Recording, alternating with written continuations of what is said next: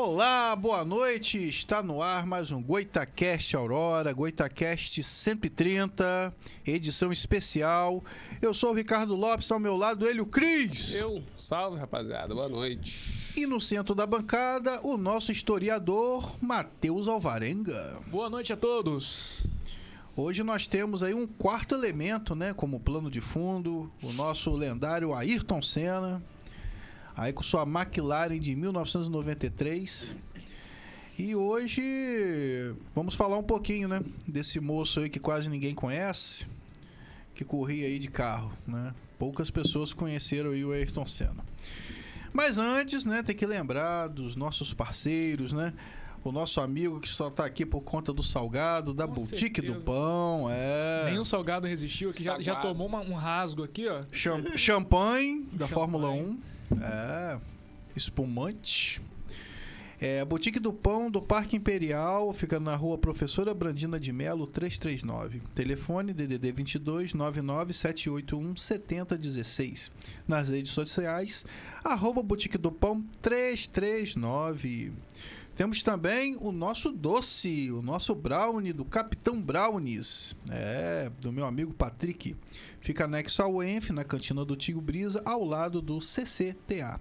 Telefone DDD 22 98836 9444. Nas redes sociais, @capitão.brownies. E claro, a Service Static Car, uma forma diferente de lavar o seu carro. A Service Static Car vai até a sua casa, sem gastar a sua água, sem gastar a sua luz, vai lavar o seu carro. Mas tem que agendar antes. Telefone DDD 22 99 707 8761. E nas redes sociais, @service.staticcar. Static.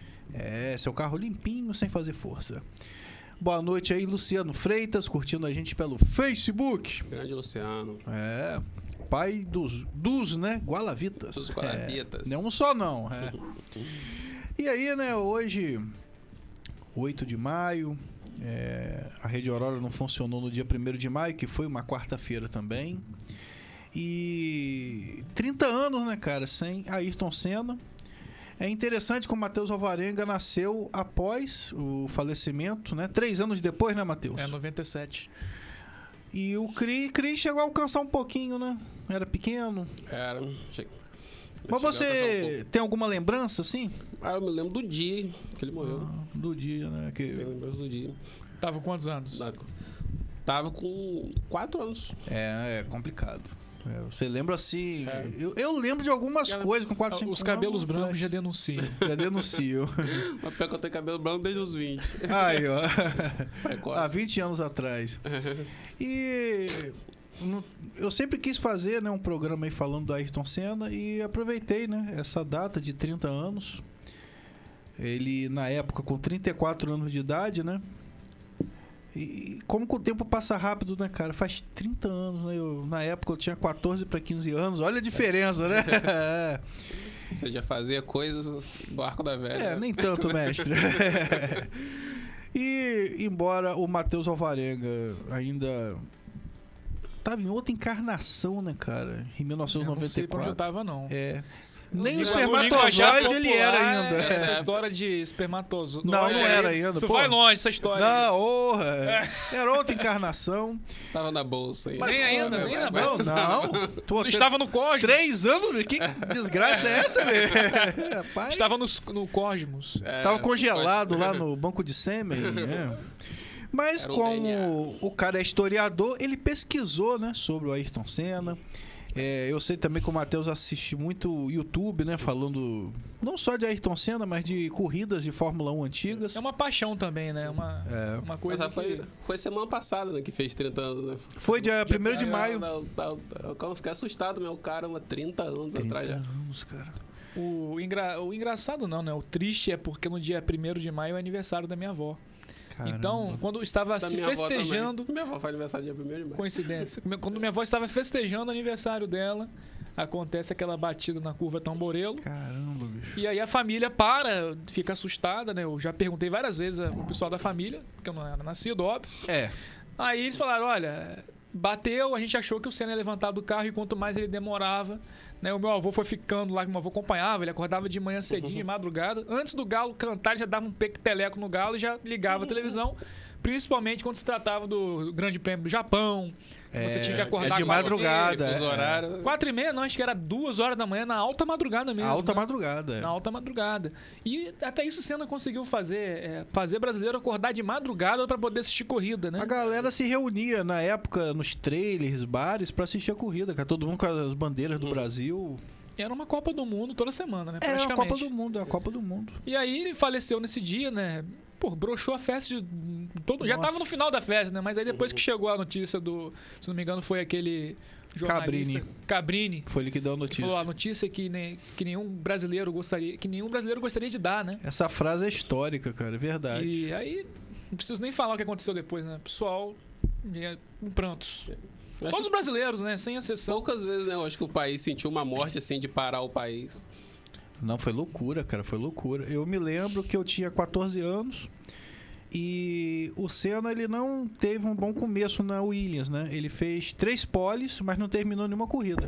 A primeira bateram nele, que foi o Grande Prêmio do Pacífico. O Grande Prêmio do Brasil ele rodou, não conseguiu mais voltar para a pista. E infelizmente a terceira corrida foi a fatalidade. E como essas 2 corridas ele não tinha terminado, eu, moleque, falei, Senna não tá dando sorte com esse carro, não vou assistir essa corrida, não.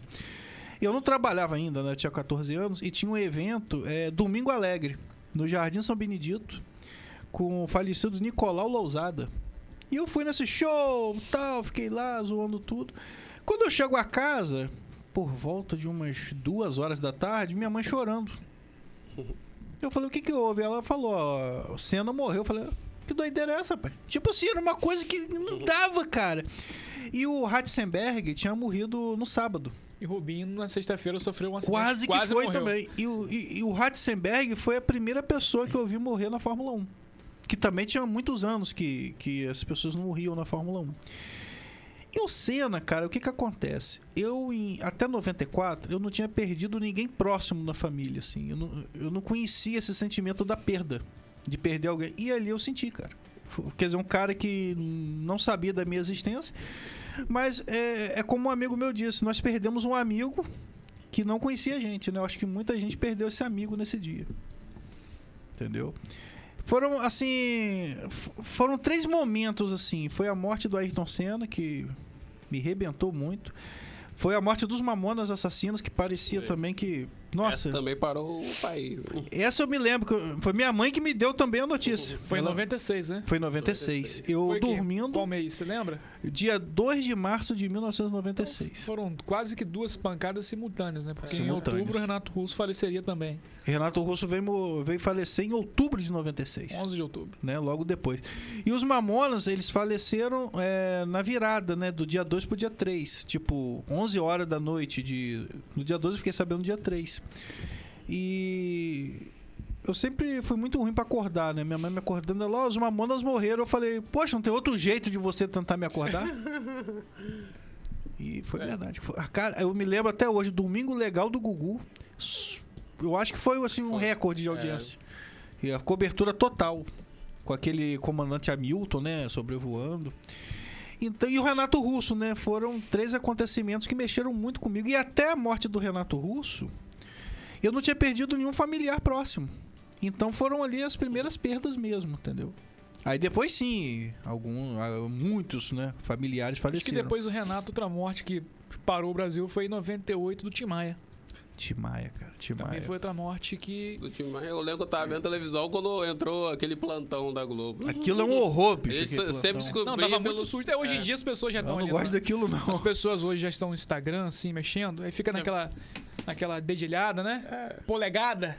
Aí ali já sabe a notícia. Mas na época a gente não tinha isso. Não. Né? A gente tomava... Era o que aconteceu agora? Toda vez que tocava não, isso, o né? coração já ficava apreensivo. Caramba, quem morreu, alguma tragédia? Sabia que era algum M. Não era notícia boa. O governo vai dar um aumento. Não é nada disso, não. Do nada Era passando um morte. filme. Corta o filme do nada, entra um plantão. Aí em 2000, eu acho que o Herbert Viana também quase morreu também. 2001. 2001. Foi, cara. Ele caiu foi muito daquele- bravo aquilo A ali. gente pensando que ele ia morrer, todo mundo pensou que ele ia morrer. Eu pensei, cara, ali foi. O cara é um herói, cara. Aquele cara. E eu falo muito com a minha esposa, né? Que o Bill e o Baroni, na época todo mundo falou, cara, vocês têm que tocar em outra banda, ele não vai sobreviver. Eles esperaram até o fim, cara. Assim, eu acho, porra, bacana pra caramba. Isso resulta também, mostra a longevidade da banda também, cara. né? A união Fez deles. 40 anos agora, né, cara? Pouco menos que a minha idade. E ainda em assim. 2001, aquele ataque nas Torres Gêmeas, né? Torres Torres Gêmeas, cara. Aquilo foi doideira, cara. Aquilo foi doideira.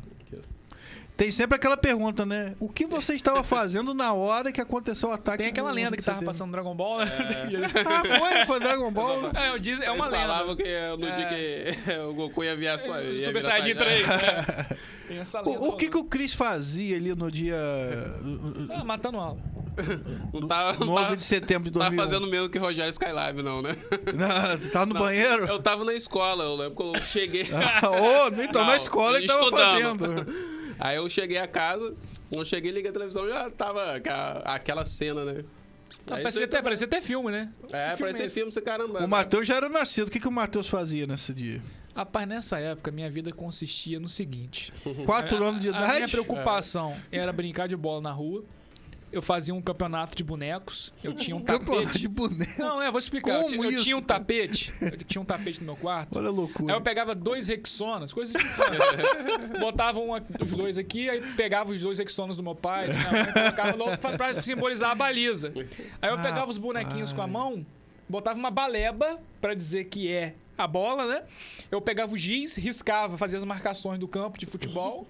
Fazia uma arquibancada com livros, assim, ou com DVDs, ou com qualquer coisa. Mega produção, cara. Eu colocava lanternas pra simbolizar ali. Eu tô falando sério. tá Eu de colocava sacanagem, lanternas. Não tô de sacanagem, não, é sério. Colocava lanternas assim virado pro campo, às vezes até apagava a luz.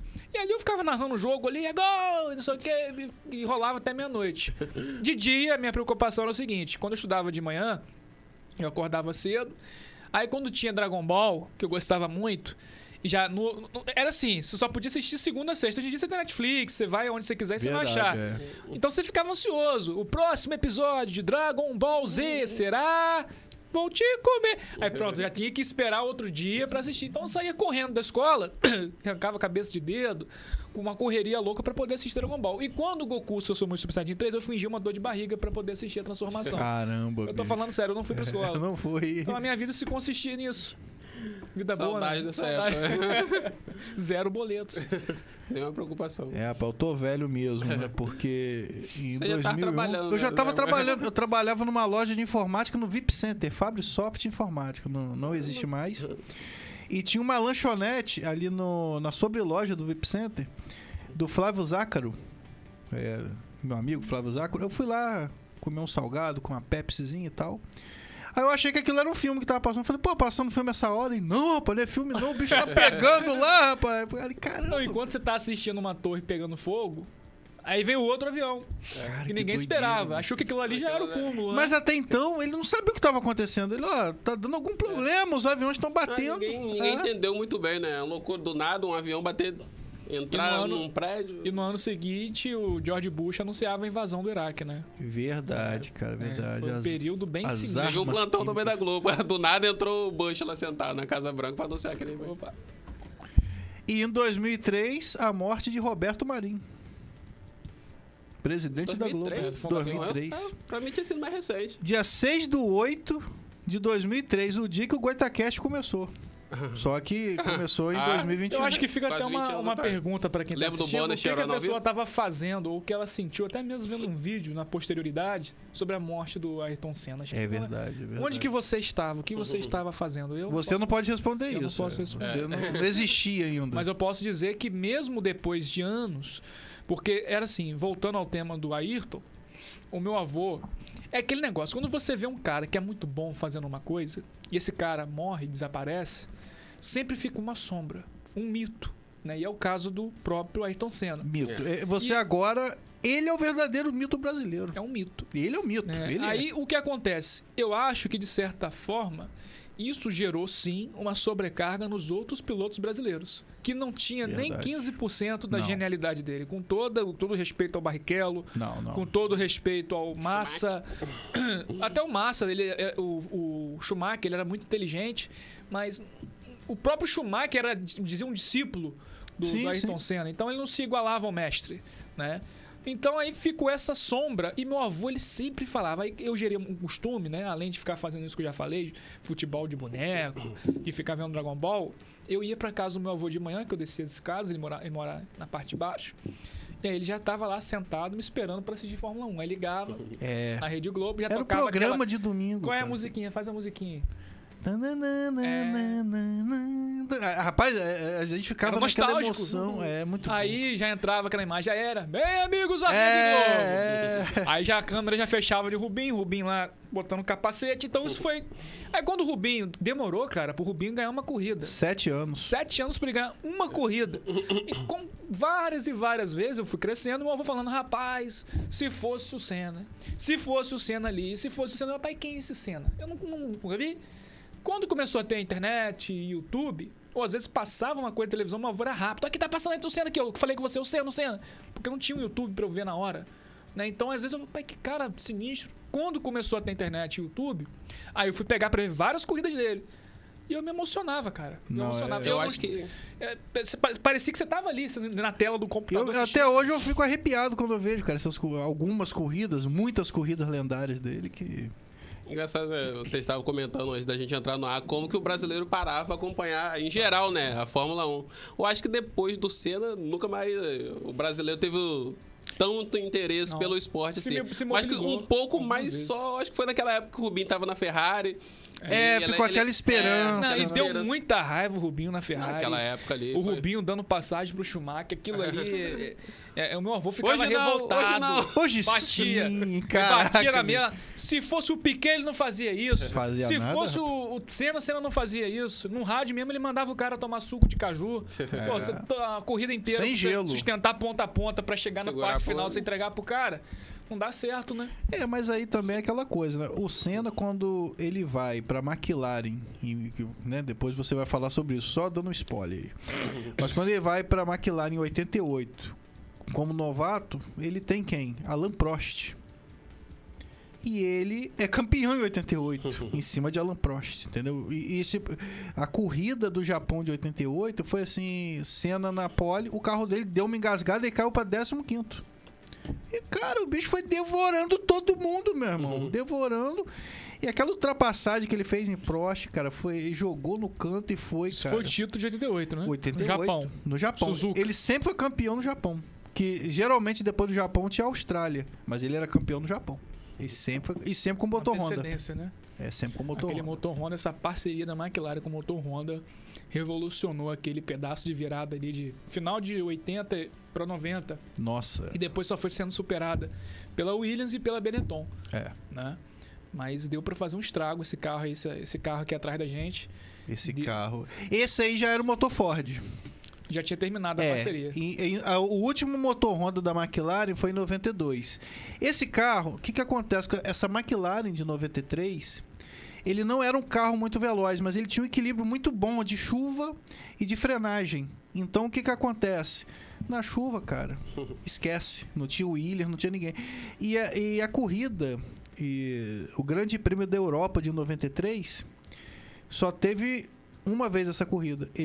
O patrocinador da Williams era a Sonic. Então, né, todo mundo, macacão azul da Williams... Só faltou botar o capacete do Sonic, com a orelhinha. O troféu era o boneco do Sonic.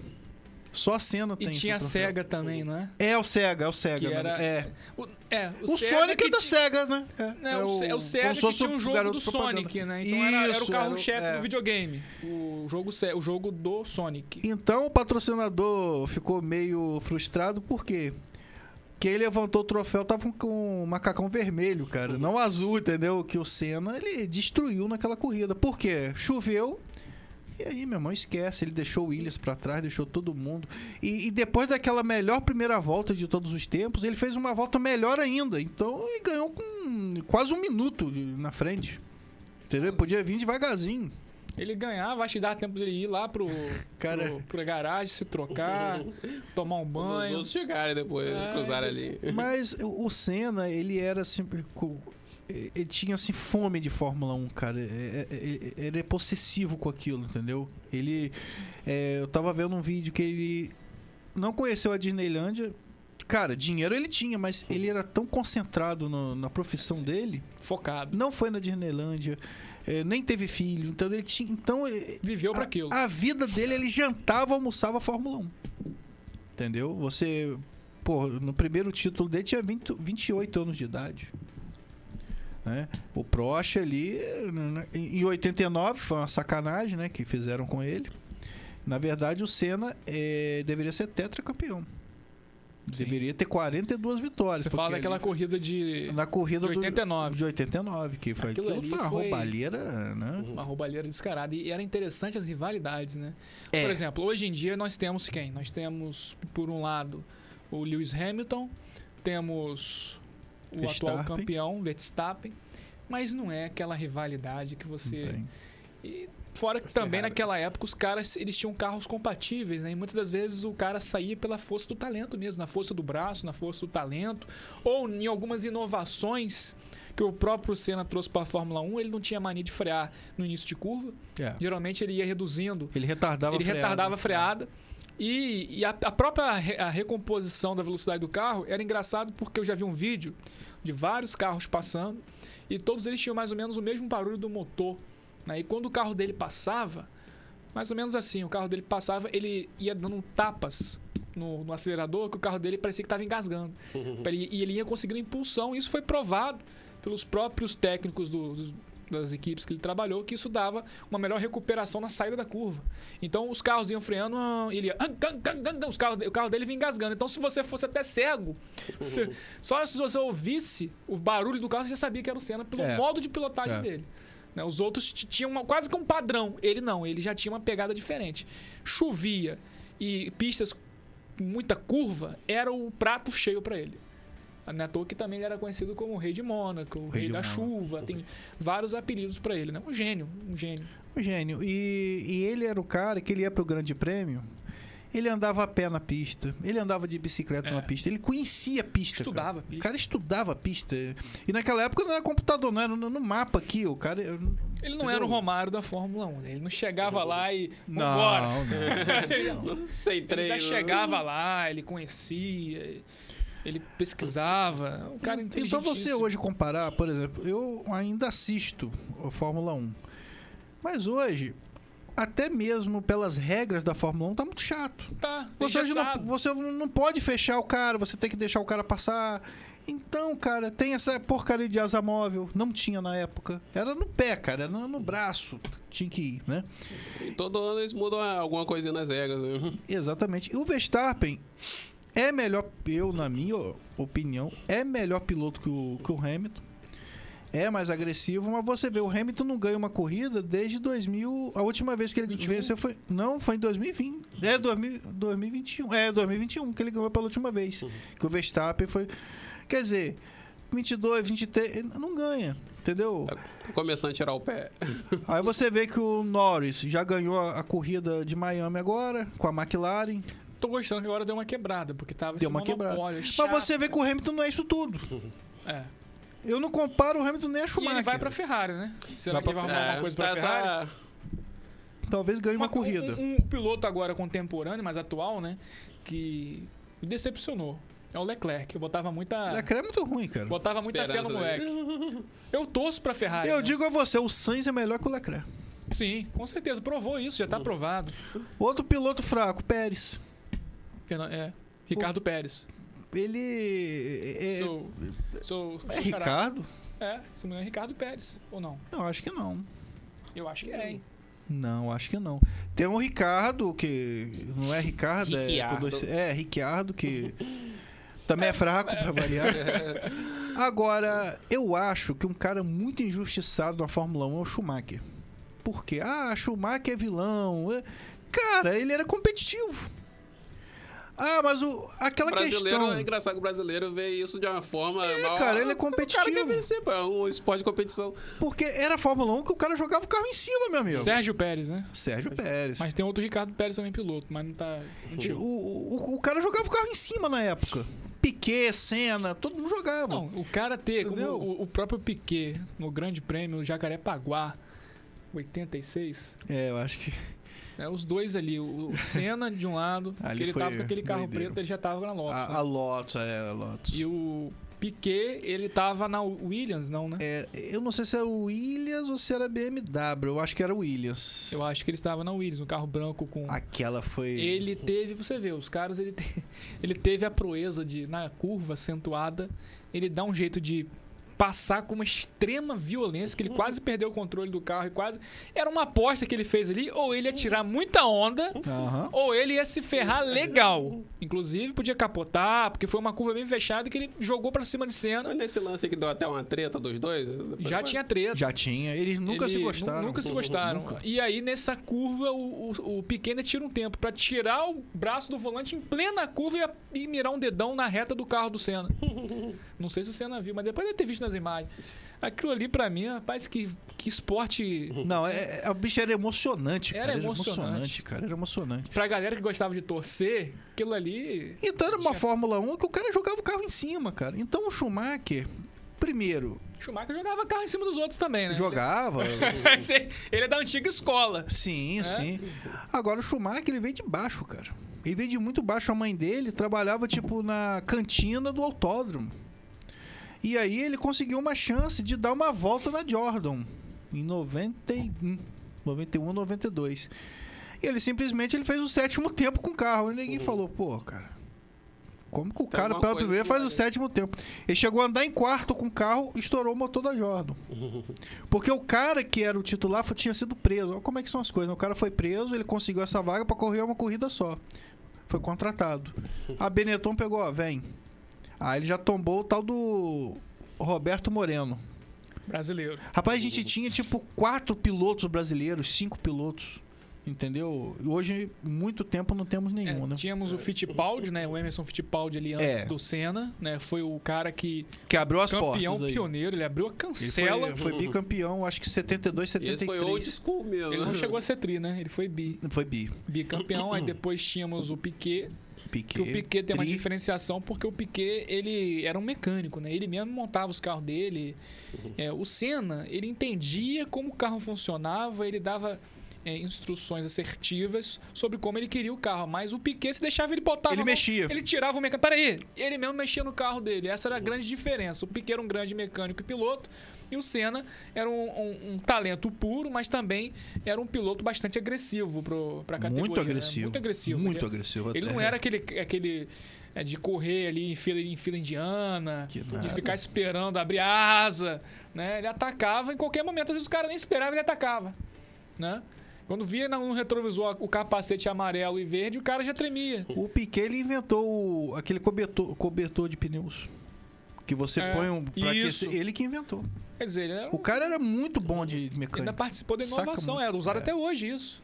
O Fittipaldi também, ele com o Wilson Fittipaldi, que faleceu há pouco tempo, eles criaram a equipe brasileira Petrosuca. Chegou a subir no pódio. Era patrocinado pela Skol. Mas isso aí era o quê? Não era Fórmula 1, era... Não, Fórmula 1. Chegou a fazer? Chegamos a ter um carro brasileiro. De 70, 80? Eu acho que foi de 78. Petrosuca. O carro chegou a andar em terceiro, chegou a fazer pódio. O carro bom, cara. O Wilson Fittipaldi, ele entendia muito de carro também. O carro 100% brasileiro. É interessante hoje em dia. Entendeu? Então, olha como que nós já fomos na Fórmula 1, cara. E o Schumacher, voltando a falar dele, o pessoal fala que ele era... Ele dava golpe nos outros, era trapaceiro. Cara, ele é competitivo. E neguinho saia na porrada. Piquet chegou a sair na porrada com o cara numa corrida. Só na porrada. Sim, tirou o capacete e foi pra cima do cara. Pô, o cara retardatário bateu nele, cara. Pô, o cara ficou doido. Senna também tem uma história de 93, do Grande Prêmio do Japão. Senna ganhou a corrida. Irvine não deu passagem sendo retardatário. Sim. Passou ele.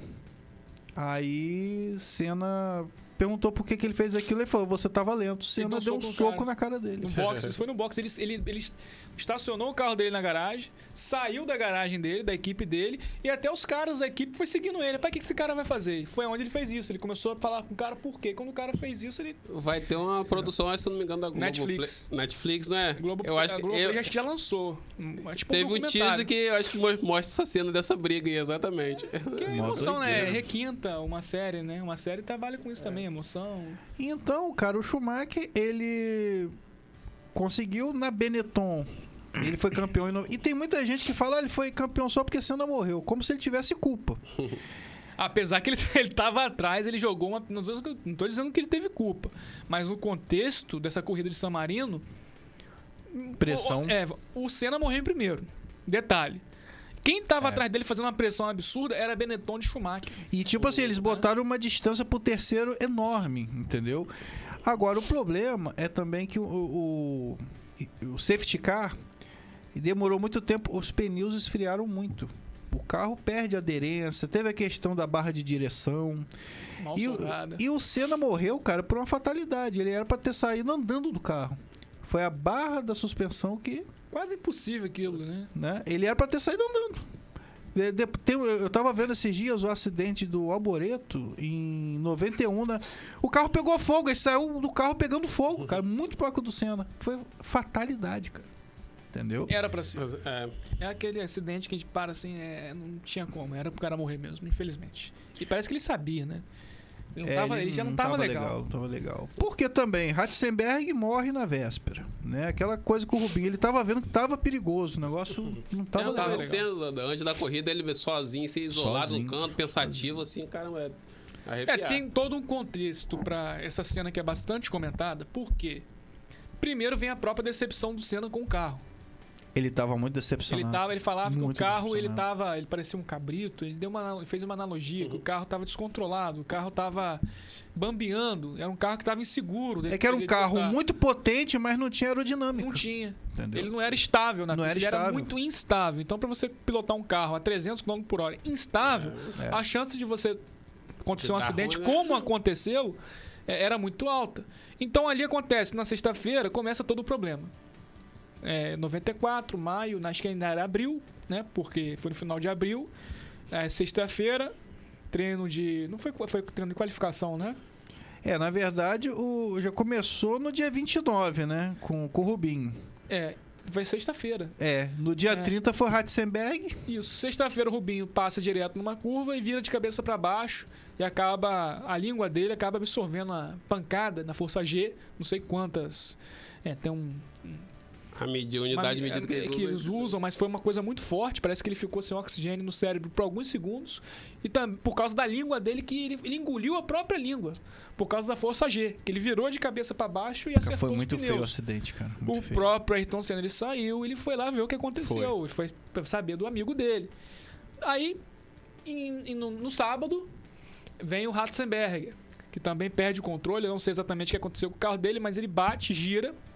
E engraçado, quando a gente vê na imagem do acidente dele, por ser uma imagem de VHS, né, não dá muito detalhe, mas eu já achei fotos em que a cabeça dele tá desbruçada, né, ali no cockpit, encostada ali vamos dizer ali na lateral do carro, e a viseira dele estava fechada, mas dava para você ver o sangue escorrendo de dentro da viseira para fora, o que dá a impressão que ele estourou a cabeça. Nossa. Né, com a violência da batida.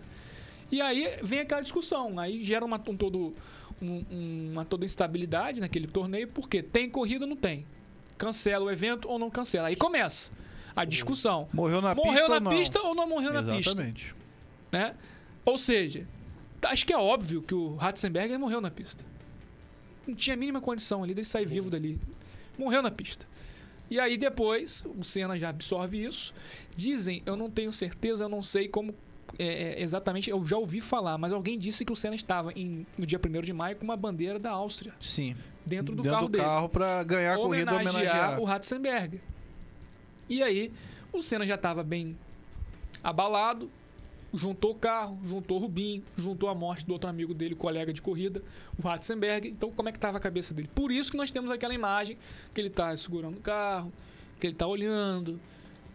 Né? Uma sensação pesadíssima. E aí ele vai... outra coisa, quando dá início à largada, já acontece outro acidente logo na largada. No dia que o Senna morreu, dia 1º de maio. Né?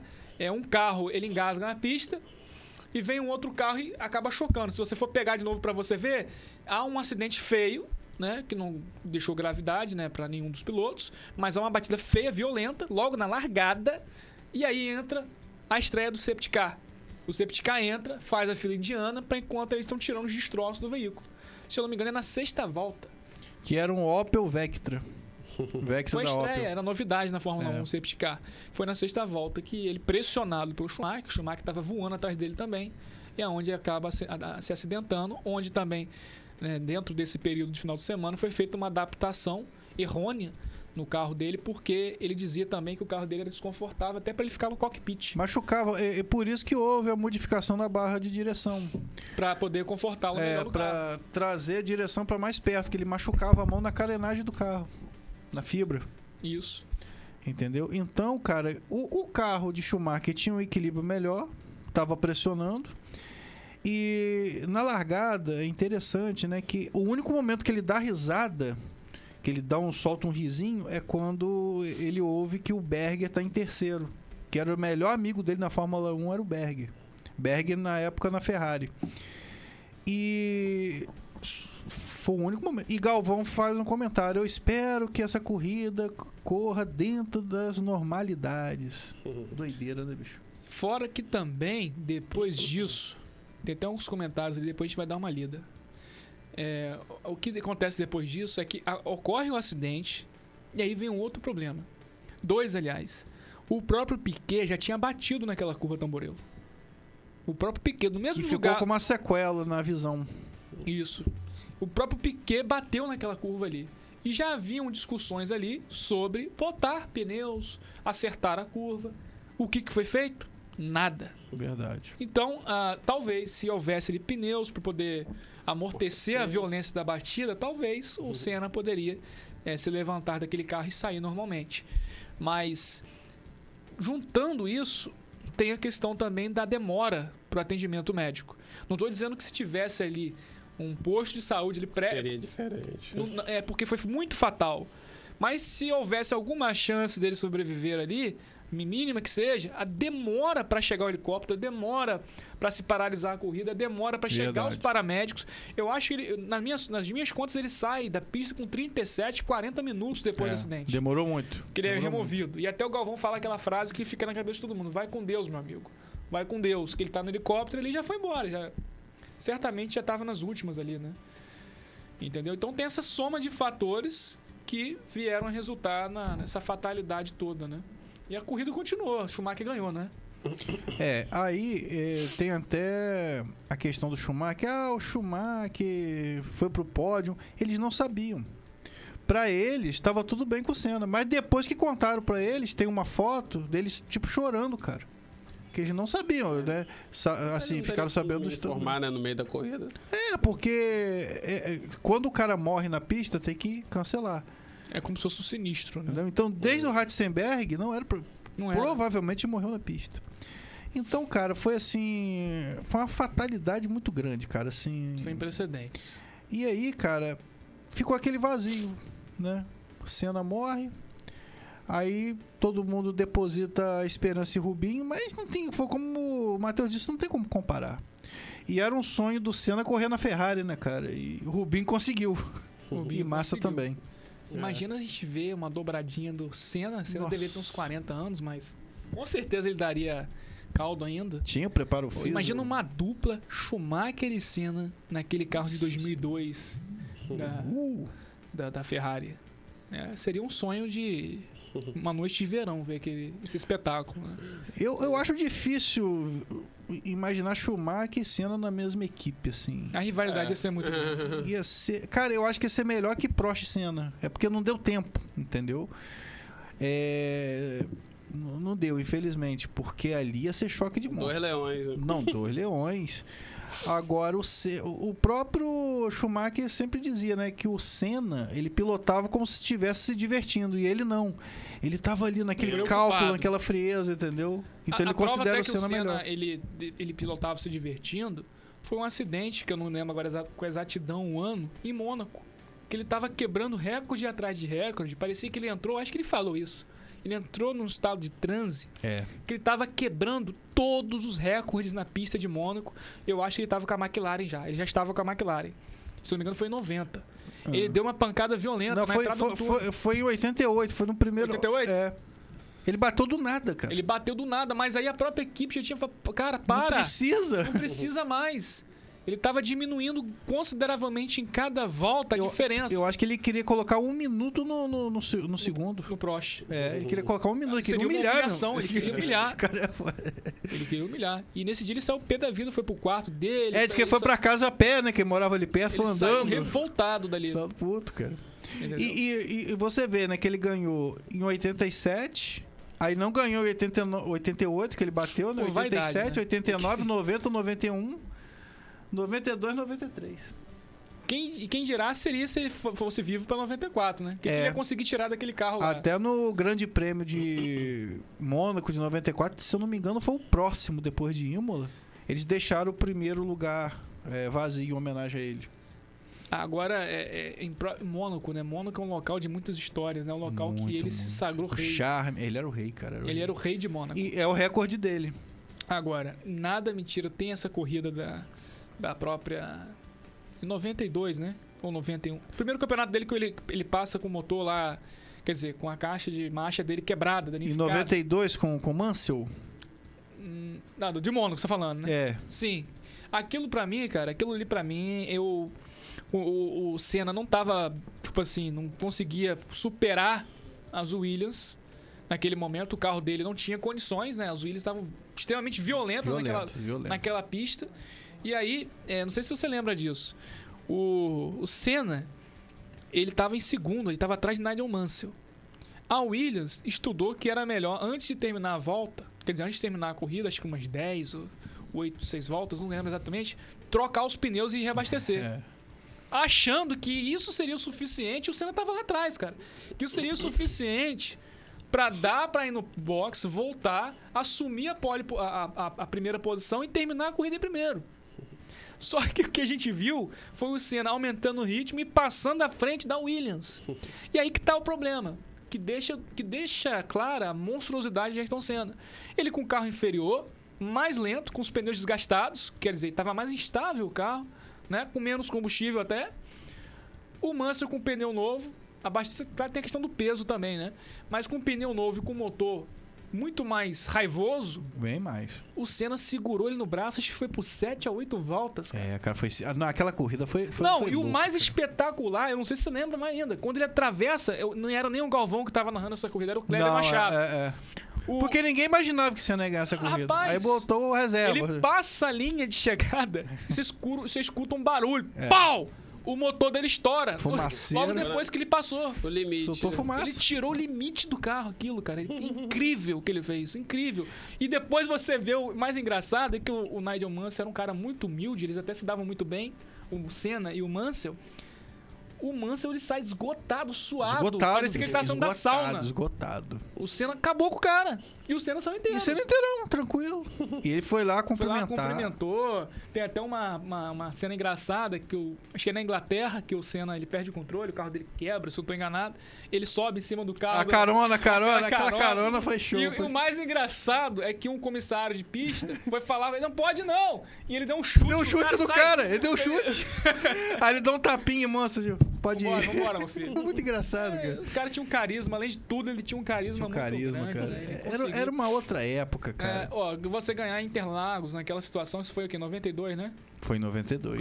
O campeonato que ele ganhou ali, né? Não, a corrida. Não, a corrida. Parecia que era um campeonato porque ele não tinha ganhado direito ali. 92 não foi um ano bom pro Senna. Inclusive, ele tava pra sair da Fórmula 1. Isso. Em 93, ele fez um ano melhor. Mesmo com o motor Ford. Isso, com o carro que tá aqui atrás. Exatamente. Que A diferença Acho também carro é na lindo. pintura, né? Porque esse carro já não tem mais o patrocínio da Marlboro. Você vê que Cigarro. o bico dele da frente ele é mais Mas curvado, sim. tipo Não é muito nariz reto. francês. É. Entendeu? E ali o Senna ganhou aquela corrida com a caixa de câmbio dele quebrada, Aquilo no foi sufoco, loucura. no sacrifício. Né? Ele consegue passar o Dermon Hill numa ultrapassagem espetacular, É que muito estava lindo. com a Williams, que era um dos melhores carros daquela época.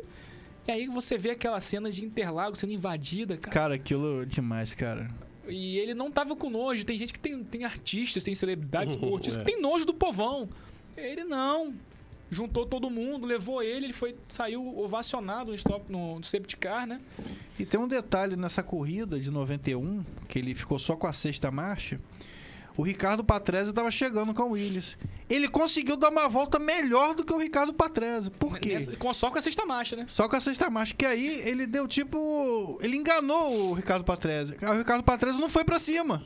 Que achou, pô, o cara tá indo bem. Lembrando que o Senna já tinha feito, anos atrás, uma corrida sem os freios dianteiros. Verdade. E conseguiu chegar em primeiro. O cara botou a mão, tava gelado. Tava quente. É porque o freio, né? Ele fica quente quando tem um atrito, Fricção. né? Flexão, Muito então quente, é. você bota a mão, ele tá frio, senão que ele correu, não utilizou os freios, né? Ele Aí utilizou o motor, né? Pra O reduzir. Matheus trouxe aí um roteirozinho aí pra falar um pouco do nosso Ayrton Senna. Será que dá tempo da gente... São 3 minutos. os 3 minutinhos? São Então vamos lá, pessoal. Só pra fazer uma cronologia, cronologia. em 21 de março Tópicos. ele nasce.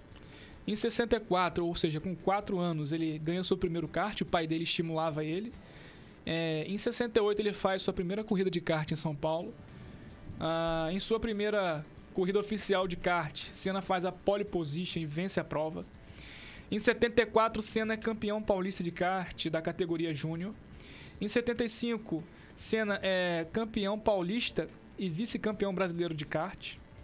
Isso é um moleque, né, gente? É uma criança. Uma criança. Em 76, em 2 categorias diferentes, ele é campeão e vice-campeão paulista de kart de novo. Em 77, é campeão sul-americano de kart, conquista o vice-paulista e o vice-brasileiro.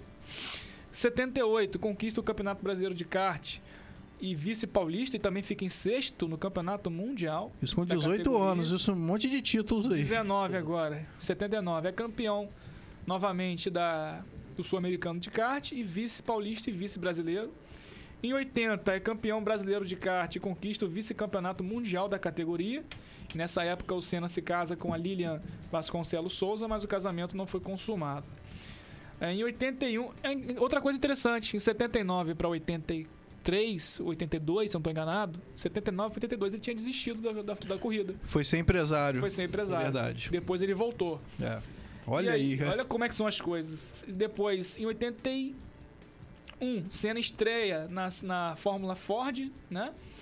Na temporada, a Senna venceu 12 corridas e conquistou o título de pilotos. Em 82, conquista os campeonatos inglês e europeu na Fórmula Ford 2000. Em 28 corridas, ele teve 21 vitórias. Caramba. Senna, em 83, é campeão inglês da Fórmula 3, correndo pela equipe West Surrey. Nas 20 corridas da temporada, obteve 12 vitórias e 14 pole positions. Em 83, Senna pilota pela primeira vez no Fórmula 1. Que era o O Williams, brasileiro né? testa a Williams no circuito de Donington Park, na Inglaterra, É. e bate o recorde da pista. Caraca, primeira volta que ele dá Você no imagina a cara de um campeão mundial, de um bicampeão Tá de ali. sacanagem. O moleque, ele entra ali agora no carro de Fórmula 1 e bate um recorde de uma pista. É um monstro, não tem o que dizer, né? E aí, em 83... 84, Senna ele vai estrear na Fórmula 1, A pilotando a Toleman. Toleman, no Grande Prêmio do Brasil, no Rio. Em 84, em sua segunda corrida, Senna chega em 6º lugar no GP da África do Sul e marca seu primeiro ponto na carreira. Foi essa corrida que ele marcou o primeiro ponto, que ele teve assim dores musculares. Espasmos, ele né? teve até quase uma A paralisia, paralisia. achou até que era um derrame. Em 85, em Jacarepaguá, no Rio, o falecido autódromo Jacarepaguá, né, agora perdeu os passos para Interlagos. Senna fez sua primeira corrida pela Lotus. Né? Em Portugal, Senna ganha o seu primeiro GP de Fórmula 1, em 85. 85. Na Também- chuva. Também em 85 ele vence o GP da Bélgica. E aí começa. Em 86 ele vence o GP da Espanha. E também vence o GP dos Estados Unidos. Senna conquista sua primeira vitória em Mônaco, aí já começa o mito dele em Mônaco. Depois, nova vitória nos Estados Unidos, em outro circuito. Em 88, Senna faz sua estreia na McLaren, no Rio de Janeiro. Em 88, Senna vence em San Marino. Senna ganha em 88 a primeira vez o GP do Canadá. E aí ele vai indo, né, vencendo as corridas até se sagrar campeão aí em 88, né? 88, Japão. Em 89, Senna vai vencer o GP da Espanha, ele vence várias corridas. Senna também vai vencendo em 90, vencendo no Canadá de novo, vai vencer na Bélgica. E em 90 também ele vai conquistar o bicampeonato, após se envolver em um acidente proposital com Alain Prost no GP do Japão. Quem conhece essa história sabe do que eu estou falando.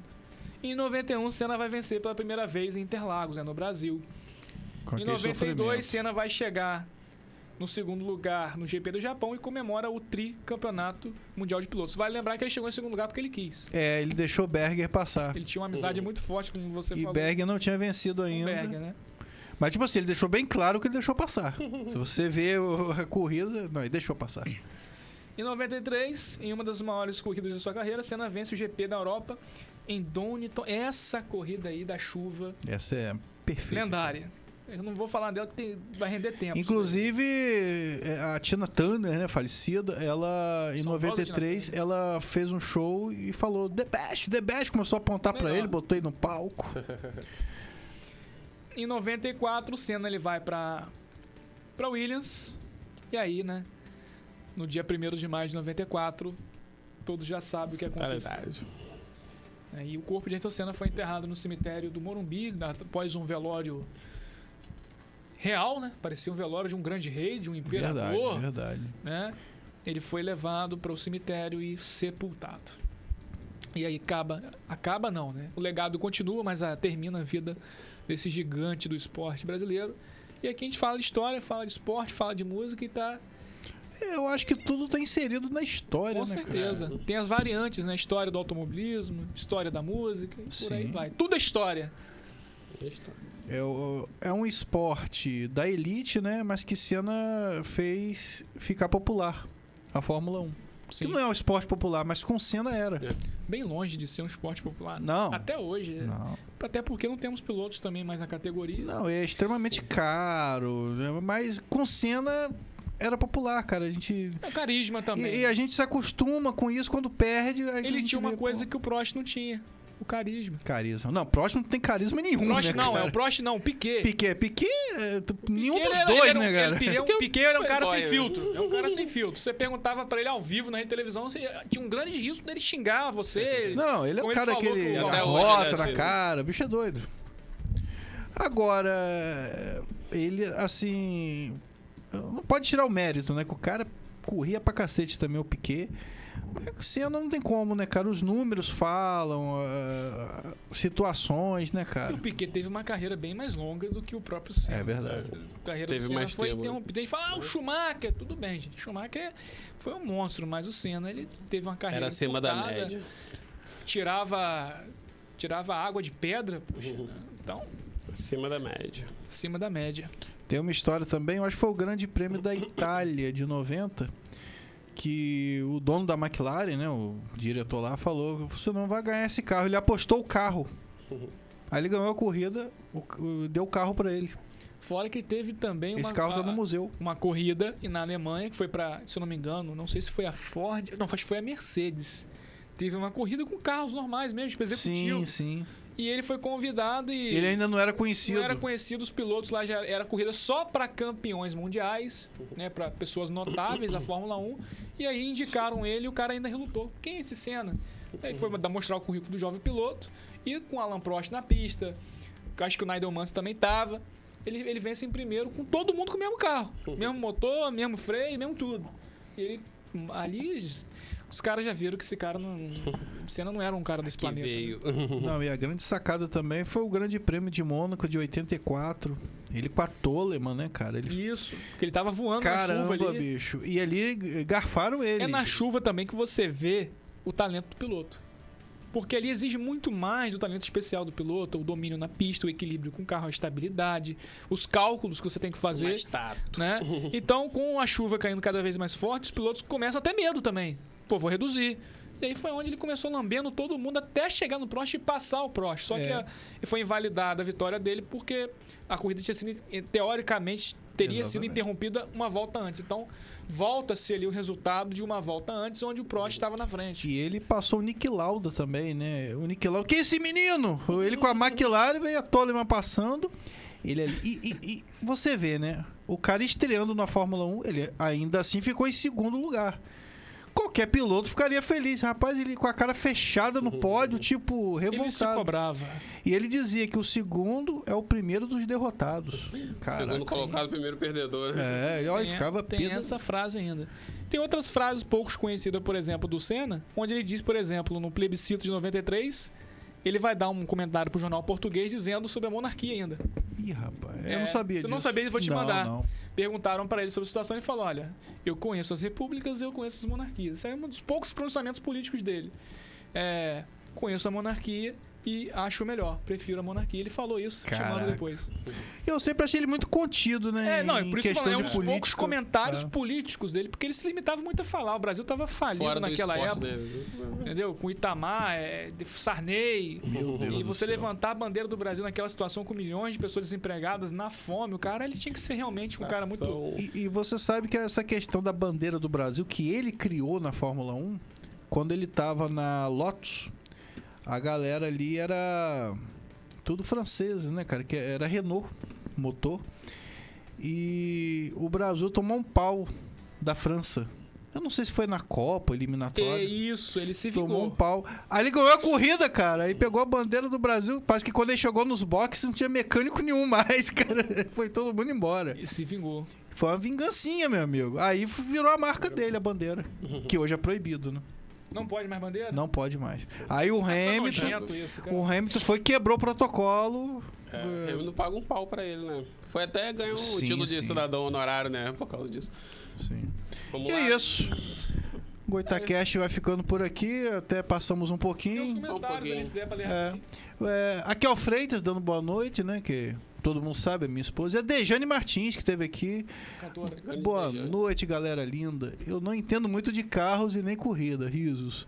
Mas entendo de músicas, principalmente de composição. E Ayrton Senna era tão bom ao ponto de ser homenageado pelos Gargantas de Ouro. Milionário e José Rico. Olha, com a belíssima música Herói da Velocidade. Que composição perfeita. Música é essa que emocionou milhares de pessoas. Eu não conheço, vou procurar. E aí tem um apelo aí.